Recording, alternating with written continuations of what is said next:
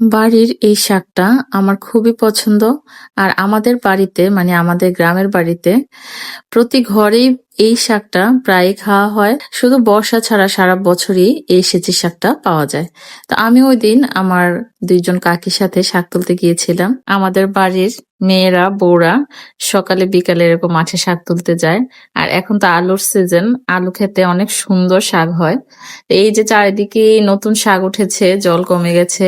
আর এখানে যতগুলো শাক দেখছেন সবগুলো কিন্তু আমি উঠাইনি, আমার ২ কাকি আমাকে দিয়েছে। তারপর এখানে শাক রান্না হয়ে যাচ্ছে। এই শাক রান্নাটা কিন্তু একদমই আলাদা। আর আমাদের বাড়ির মানুষরা এভাবে ম্যাক্সিমামই এভাবেই খায়। তারা তেল দিয়ে পেঁয়াজ দিয়ে খুব কম খায়। এটাকে শাকের ভর্তা বা শাক সেদ্ধ বলা যায়। আমার মাও এভাবে রান্না করে, আবার পেঁয়াজ দিয়েও রান্না করে। তো প্রথমে শাকগুলোকে ভালো করে ধুয়ে লবণ আর কাঁচামরিচ দিয়ে সেদ্ধ বসানো হয়েছে। তারপর শাকটা যখন খুব ভালো হয়ে সেদ্ধ হয়ে গেছে, তারপর এখানে অনেকগুলো ধনেপাতা দেওয়া হয়েছে। তারপর এটাকে এখন খুন্তিটার সাহায্যে এরকম চেপে চেপে ভর্তার মতো করা হবে।